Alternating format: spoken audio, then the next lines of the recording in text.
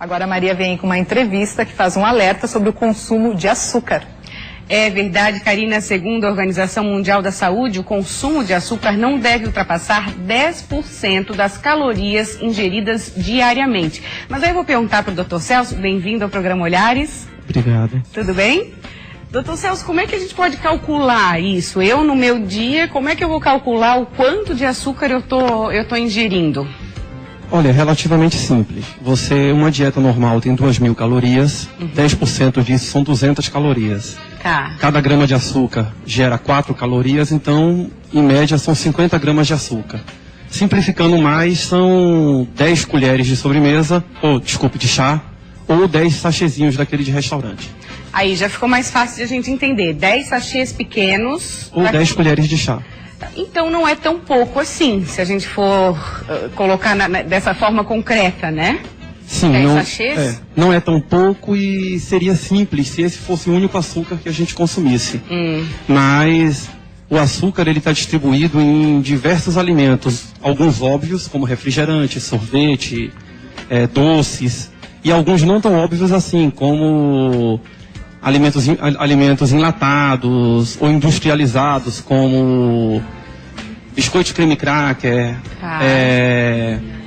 mostarda, ketchup, maionese. Até então considerados salgados. Eu vou comer uma bolachinha água e sal, a famosa bolachinha água e sal, e acha que está fazendo bem, que não tem açúcar ali, né? Então, exatamente. O que o senhor orienta? A gente lê os rótulos ali, as embalagens? O ideal é que você leia o rótulo. Na verdade, o alimento industrializado, ele é obrigado a informar que contém açúcar. Alguns não informam a quantidade, mas existe um truque no dia a dia, que é o seguinte: normalmente o alimento que tem açúcar, logo no começo da lista de ingredientes, ele tem mais açúcar. E o alimento que tem açúcar, mas pro final da lista de ingredientes, ele tem menos açúcar. Que eles colocam do mais pro menos? Do maior pro menor? Em média, sim. Essa é uma regra que a gente pode utilizar para se tornar prático no supermercado, na dispensa da pessoa. Porque foi como o senhor falou, né? Se é o açúcar que eu coloco no meu café, eu sei a quantidade. Exato. Mas se ele está mascarado nos alimentos, fica mais difícil, né? De eu fazer a contagem. Exatamente. E o consumo de açúcar é um problema de saúde sério. Você falou aí que a OMS recomenda 50 gramas de açúcar por pessoa. O brasileiro consome em média 160. É muito acima do recomendado. É muito acima do recomendado. E isso traz uma série de prejuízos à saúde. Por exemplo? Por exemplo, o mais óbvio é o excesso de peso. Tá. Esse é o que a gente pensa direto. Eu como açúcar, muito calórico, eu engordo. Né? É muito exatamente. Calórico. Eu como açúcar, eu engordo. A gente tem hoje...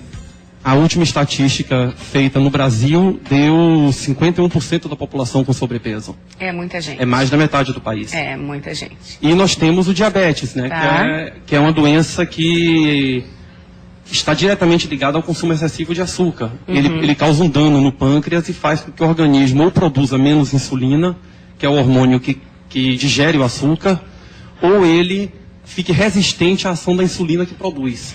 Tá, e aí, doutor Celso, essa questão dos açúcares que a gente vê bastante no mercado, né? Não existe só a oferta do açúcar refinado. Tem o açúcar mascavo, os chamados açúcares orgânicos, o próprio açúcar demerara. A gente pode estar trocando para fazer uma escolha mais saudável? Pode. O açúcar refinado, ele com certeza ele é o menos saudável. É o vilão, vamos botar assim.